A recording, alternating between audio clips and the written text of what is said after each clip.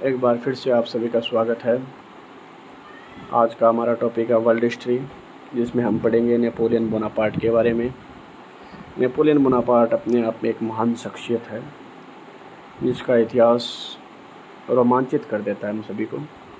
तो इस टॉपिक पर आज हम नेपोलियन के उत्थान, उसके पतन के कारण और उसके जो प्रारंभिक जीवन था और अंतिम चरण था, उन सब के बारे में अध्ययन करेंगे। तो नेपोलियन बोनापार्ट का जन्म 15 अगस्त 1769 को हुआ था। स्थान था कोर्सिको द्वीप अजासियो नामक नगर में। अभी पिछले फर्स्ट ग्रेड में यही पूछा गया था कि नेपोलियन बोनापार्ट का जन्म कहाँ हुआ था, तो उसमें अजासियो कोर्सिका द्वीप दोनों ही दिया हुआ था, जिसमें राइट आंसर अपने अजासियो द्वीप को माना गया था। तो कई बार ये क्वेश्चन भी पूछ लेते हैं। ये मूलतः इटली के निवासी थे। इनके पिता का नाम कार्लो बोनापार्ट और माता का नाम लेजिटिया बोनापार्ट था। इसके अन्य नाम क्रांति पुत्र, भाग्य का धनी और लिटिल कोपरेल है। इसकी एक पुस्तक थी लेटर्स सोर ला कॉस। नेक्स्ट हम स्टार्ट करते हैं। नेपोलियन प्रारंभिक जीवन। 17 वर्ष की आयु में नेपोलियन को तोप खाने का सहायक लेफ्टिनेंट नियुक्त किया गया था। एक बार उसने कहा था कि मुझे ऐसा प्रतीत होता है कि कोर्सिका का ये छोटा सा द्वीप एक दिन पूरे यूरोप को चमत्कृत कर देगा, और यह हुआ भी। नेपोलियन बोनापार्ट ने ऐसा किया। नेपोलियन के 4 भाई और 3 बहनें थीं। आथून फ्रांस से प्रारंभिक अध्ययन कर पेरिस में मिलिट्री एकेडमी में बिताया था इसने। अब उत्थान है नेपोलियन का, किस प्रकार से उसने उत्थान किया, किस प्रकार उसने फ्रांस को सर्वा यूरोप का घोषित कर दिया, देखते हैं। 1793 में तूलों पर विजय से नेपोलियन ने अपनी विजय रथ की शुरुआत की थी, और उस वक्त उसकी उम्र 24 साल थी जब उसे सेना का ब्रिगेडियर जनरल बनाया गया। वो जैकोबिन दल का समर्थन होने के कारण उसे छोटा रोबस्पियर भी कहते हैं। रोबस्पियर फ्रांसीसी क्रांति हुई थी, उसमें इसका एक महत्वपूर्ण हाथ था। 1796 में नेपोलियन ने अपने से 6 साल बड़ी महिला जोसेफाइन ब्लूहार्ने से विवाह कर लिया था, और 1809 में उसको तलाक भी दे दिया था। डायरेक्टरी के काल में नेपोलियन का प्रथम इटली अभियान अप्रैल 1796 से अप्रैल 1797 तक चला।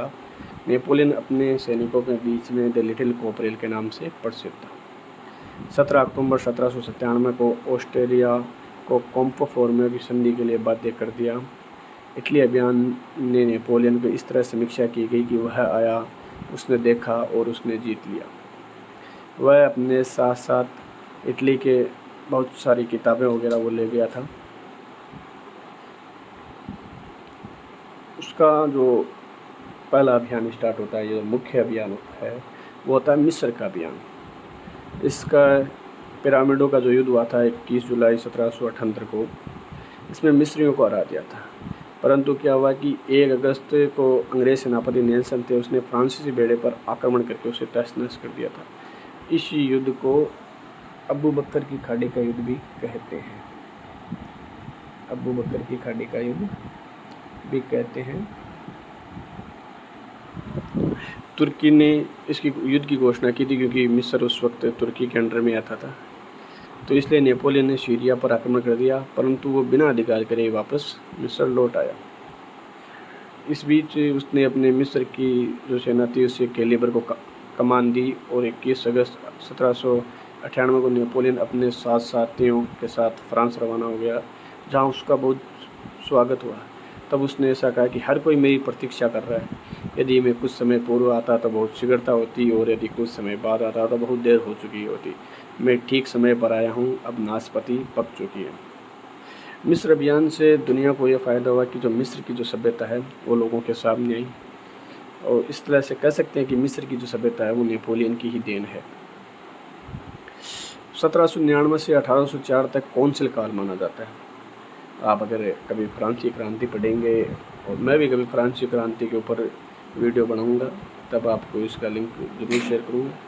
तब आप देखोगे कि जो फ्रांस की क्रांति है उसमें कौंसिल एक्ट कितने आए हैं, कब कब संविधान लागू किया गया, कब कब उन्हें वापस ख़त्म किया गया, किसका कितना रोल था, वो सारा उसमें टॉपिक में आ जाएगा। तो 1799 से 1804 तक कौंसिल काल माना जाता है। 7 नवंबर 1799 को नेपोलियन ने डायरेक्टरी का शासन हटा दिया। इस घटना को फ्रांसीसी इतिहास में 18वीं ब्रूमियर का कोप डी डेट कहते हैं। सीनेट ने कार्यपालिका की शक्ति 3 निर्वाचित काउंसिलिंग को 10 वर्ष के लिए दी थी। अब 3 काउंसिल कौन कौन थे? पहला था नेपोलियन, दूसरा था कैम्बेस्री और तीसरा था लेम्ब्रून। प्रारंभ में दूसरा और तीसरा जो काउंसिल था वो डुक्यो और एबीसीए को बनाया गया था। 1799 बनाया गया यह संविधान फ्रांस का चौथा संविधान था। इससे पहले 1791 में व 1793 में और 1795 में संविधान बन चुके थे। तो ये चौथा संविधान था क्योंकि 1789 के अंदर फ्रांसीसी क्रांति हुई थी, उसमें बहुत बड़ा उलटफेर हुआ था। तो इस वजह से बार बार संविधान बनाने पड़े, नए नए नियम कायदे आए, उस हिसाब से ये चलता रहता है। अब नेपोलियन ने क्या क्या सुधार किए? सबसे पहले तो उसने 1800 में बैंक ऑफ फ्रांस की स्थापना की। लिसे नामक स्कूलों का संगठन बनाया उसने। प्राथमिक, माध्यमिक और उच्च स्तर पर समानता के साथ शिक्षा व्यवस्था प्रदान की, परंतु वो महिला शिक्षा के प्रति उतना गंभीर नहीं था। उसने सैनिक स्कूल खोले, व्यावसायिक शिक्षा भी प्रारंभ की। अब उसकी धार्मिक नीति कुछ इस प्रकार थी कि वो मिस्र में अपने आप को मुसलमान कहता था और फ्रांस में कैथोलिक। उसको मानना था कि मतलब धर्म से बड़ा उसका शासन था। जुलाई 1801 में पोप पाई सप्तम से एक धार्मिक समझौता किया, जिसे कॉर्कोनेड कहते हैं। इसी में उसने 17 प्रावधान और जोड़े, जिसे ऑर्गेनिक आर्टिकल कहते हैं। इसमें जो अल्पसंख्यक थे, यहूदी थे, पुरुष थे, इनको धार्मिक स्वतंत्रता दी गई है। मतलब सबसे पहले अगर देखा जाए तो अल्पसंख्यकों को जो प्रोटेक्ट करना या फिर उनको अधिकार देने का काम ये नेपोलियन ने किया था, जो कि एक बहुत अच्छी शुरुआत थी। अब चाहे तो ये वीडियो की जो पीपीटी है ये हमारे टेलीग्राम चैनल हिस्ट्री अड्डा के अंदर मिल सकती है आपको। इसका लिंक हम डिस्क्रिप्शन बॉक्स में मिल जाएगा आपको। नेक्स्ट है नेपोलियन की विधि संहिता, जिसके लिए नेपोलियन को जाना जाता है। 21 मार्च 1804 को एक नागरिक संहिता पेश की गई थी, जिसमें कुल 2281 धाराएं शामिल थी। इसके निर्माण में 4 विशिष्ट कानून विशेषज्ञ डेनिस ट्रोचेंट, जीन बिगोत, ड्रीपी मेन्यू, जक्स डे मालविले और जीन पोर्टेल की सहायता ली गई थी।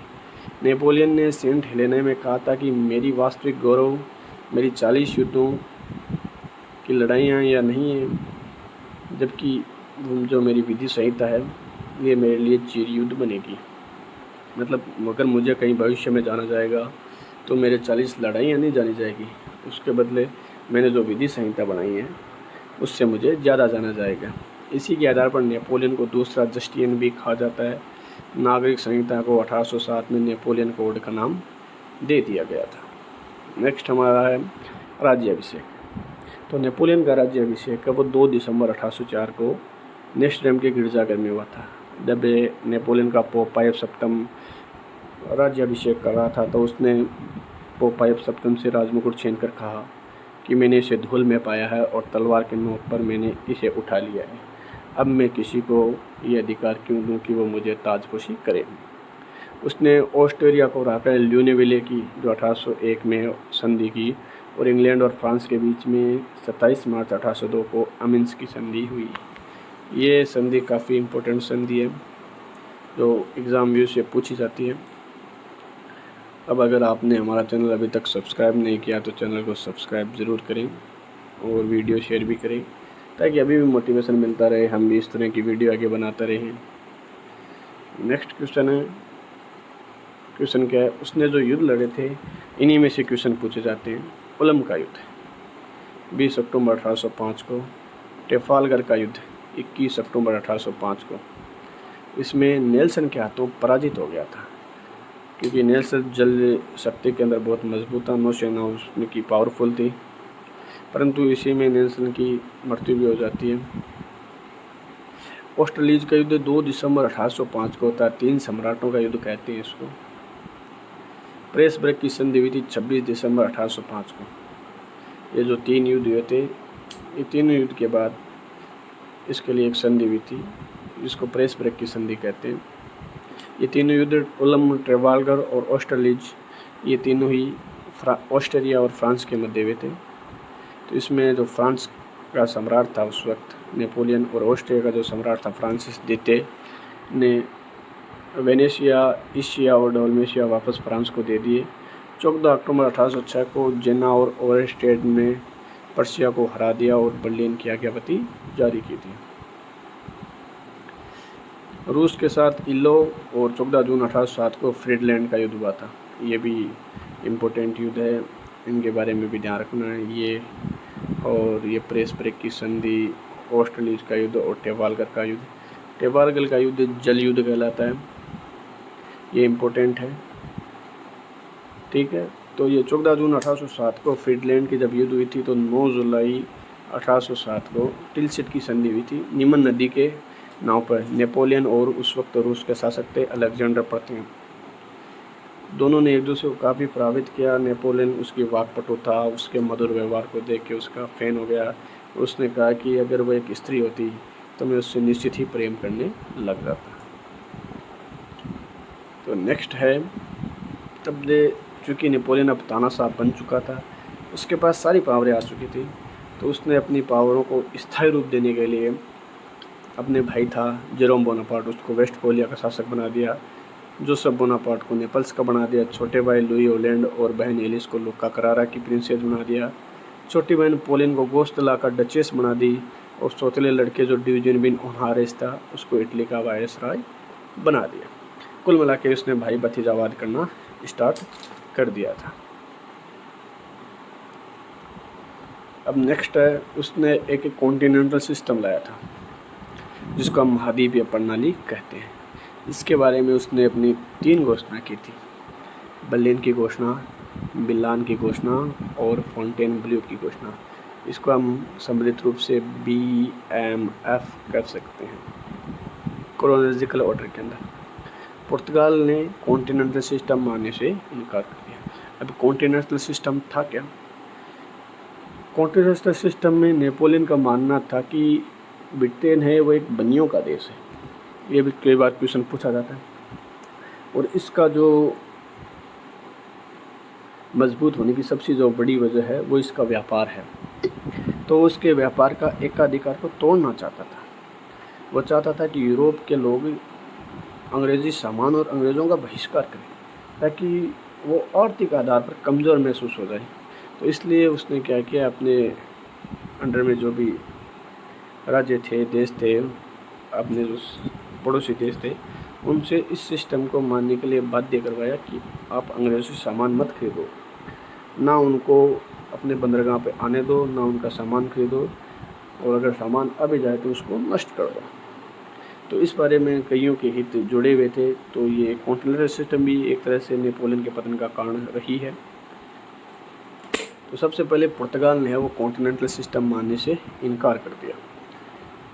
अब उसके बाद पुर्तगाल ने जब मानने से इनकार कर दिया, तो नेपोलियन ने क्या किया, स्पेन की मदद से पुर्तगाल को हराने की सोची। पोप पाई सप्तम ने भी इस कॉन्टिनेंटल सिस्टम को मानने से इनकार कर दिया था। तो फिर उसके बाद थोड़े समय बाद स्पेन में क्या हुआ कि जो राजा चार्ल्स चतुर्थ थे और उसका जो पुत्र फर्नांडिस था, इसके बीच में झगड़ा हो गया। तो नेपोलियन ने क्या किया, वही बिल्लियों की राड़ के अंदर बंदर खा गया रोटी, वो बात हो गई। नेपोलियन ने क्या किया, अपने ही भाई जोसेफ को स्पेन का राजा बना दिया। फिर नेपोलियन को जब इस तरह की उसने कार्रवाई की, तो स्पेन की जनता है उसमें कहीं ना कहीं राष्ट्रवाद जाग गया, और उसमें बहुत सारी झड़पें हुई, कई जगह विरोध हुआ, फ्रांसीसी सेना को मारा गया, लूटा गया। कुल मिला के एक तरह का राष्ट्रीय विद्रोह सा हो गया था उस वक्त स्पेन में। तो इसलिए उसको नेपोलियन को अपनी सेनाएं हटानी पड़ी। नेपोलियन स्वयं भी कहता है कि स्पेन की फौड़े ने मुझे ख़त्म कर दिया है। दूसरा है उसका जो मुख्य अभियान है, मॉस्को अभियान। मॉस्को अभियान उसका 2 जून 1812 में रूस पर उसने आक्रमण किया था। 14 सितंबर को वह मॉस्को पहुंचा था। भूख और बीमारी के कारण उसके बहुत सारे सैनिक मारे गए थे। जब उसने रूस पे आक्रमण किया, तो जो रूस के सैनिक थे उन्होंने मॉस्को खाली कर दिया था पूरा का पूरा। जब वो मॉस्को पहुंचा तो वहाँ पे उसे कुछ नहीं मिला, सब उजड़ा मिला, क्योंकि रूस के सैनिक थे, उन्होंने पहले ही मॉस्को खाली कर दिया था। अब रूस के बारे में एक कहावत है कि रूस में जनवरी को जाया नहीं जा सकता। अगर कोई जाता है तो वो वापस नहीं आ सकता, क्योंकि वहाँ पे कड़कड़ाते की ठंड पड़ती है। ऐसी ठंड पड़ती है कि जो वहाँ के लोग हैं वो जम जाते हैं। आप देख सकते हो चित्र के अंदर किस तरह से नेपोलियन की स्थिति क्या हो गई, आस पड़ोस में सैनिक सारे मरे पड़े हैं। तो ये मास्को अभियान भी रूस का एक तरह से किया था जो नेपोलियन ने, वो भी उसके लिए पतन के लिए कहीं ना कहीं जिम्मेदार है। उसका जो अंतिम युद्ध था नेपोलियन का, तो उसके अंदर क्या हुआ था कि जो पर्सा है, ऑस्ट्रेलिया, रूस और स्वीडन और इंग्लैंड ने मिलकर 19 अक्टूबर 1813 को एल्बा नदी के किनारे लिप्जिंग के युद्ध में उसे भारी पराजित किया। ये जो लिप्जिंग का युद्ध है ये भी काफ़ी ज़्यादा रोल प्ले करता है। ये क्वेश्चन पूछे जाते हैं ज़्यादातर, नेपोलियन से संबंधित ज़्यादातर युद्ध और उससे संधियाँ ज़्यादातर पूछी जाती है। इसी जब लिप्जिंग का युद्ध हुआ था तो उसी का अंत फाउंटेनब्लेउ संधि 1804 में हुआ था, 1814 में सॉरी। इसके तहत नेपोलियन को फ्रांस की सत्ता से हटा दिया गया था, ठीक है, और उसको एल्बा द्वीप का शासक बना दिया गया। उसे 20 लाख फ्रैंक प्रतिवर्ष देना तय हुआ था और टेदला के नेतृत्व में एक फ्रांस में स्थायी सरकार बनाई दी थी। नेपोलियन को फ्रांस की जो सत्ता थी उससे मुक्त कर दिया गया था। तो उसके बाद है वियना सम्मेलन। ये 1 नवंबर 1814 को हुआ था। इसमें तुर्की ने भाग नहीं लिया था, ये एक महत्वपूर्ण बात है, बाकी सारों देशों ने भाग लिया था। सम्मेलन की अध्यक्षता ऑस्ट्रेलिया नहीं है, सो यहाँ पे ऑस्ट्रिया ही है। ऑस्ट्रिया के चांसलर मेटरनिक थे, उन्होंने इसमें भाग लिया। उसने फ्रांस के जो बोर्बो वंश के लुई 18वें थे उसको शासक बना दिया गया। नेपोलियन ने क्या किया, 20 मार्च को एल्बा द्वीप से भागकर 20 मार्च को नेपोलियन एल्बा द्वीप से भागकर वापस आ गया पेरिस के अंदर। तो उसका शासन केवल 100 दिन ही रहा। 18 जून 1815 को नेपोलियन मित्र राष्ट्रों के बीच वाटरलू का युद्ध हुआ था, जिसमें नेपोलियन हार गया था। ये भी एक महत्वपूर्ण है, वाटरलू का युद्ध 18 जून 1815। 15 जुलाई 1815 को नेपोलियन ने आत्मसमर्पण कर दिया। उसकी अंतिम इच्छा था कि उसे सीन नदी के तट पर फ्रांस की जनता के बीच में दफनाया जाए। इतिहासकार फिशर ने नेपोलियन के पतन के बारे में कहा था कि नेपोलियन के पतन के नाटक के 3 दृश्य मास्को, लिप्जिंग और फाउंटेनब्लेउ है। वाटरलू इस नाटक का उपसंहार है। लीजन ऑफ द ऑनर का पुरस्कार नेपोलियन द्वारा ही स्टार्ट किया गया था। अब नेपोलियन के बारे में महत्वपूर्ण तथ्य हैं। नेपोलियन को दक्षिण अटलांटिक महासागर के सुनसान द्वीप सेंट हेलेना में निर्वासित जीवन जीने के लिए भेज दिया था। मास्को अभियान में उसके 50,000 और लिविंग जो लिप्जिंग युद्ध है उसमें 1,20,000 सैनिक मारे गए थे। स्पेन अभियान से पहले एरफर्ट नामक स्थान पर उसकी जर्मन कवि गेटे से मुलाकात हुई थी। नेपोलियन ने वेग्राम के युद्ध में 1809 में ऑस्ट्रिया को चौथी बार पराजित किया था। उसने वियना में एक अपमानजनक संधि करने के लिए भी बाध्य कर दिया था, जिसके तहत फ्रांसीसी द्वितीय की राजकुमारी थी मारिया लुइसा से नेपोलियन की शादी हुई थी, क्योंकि जो नेपोलियन की पहली पत्नी थी उससे उसे संतान उत्पत्ति नहीं हो रही थी। टिलसिट की संधि के समय जार्ज अलेक्जेंडर ने नेपोलियन से कहा था कि यूरोप क्या है, मैं और तुम ही तो यूरोप हैं। 6 अगस्त 1800 को नेपोलियन ने पवित्र रोमन साम्राज्य का अंत कर दिया और उसके स्थान पर राइन परिषद की स्थापना की। इटली और जर्मनी के एकीकरण में भी नेपोलियन का बहुत बड़ा योगदान है। ये प्रश्नोत्तरी है, आपको कमेंट करके बताना है कि आपने इसमें से कितने सॉल्व किए। थैंक यू गाइस, शुक्रिया बहुत बहुत आप सभी का।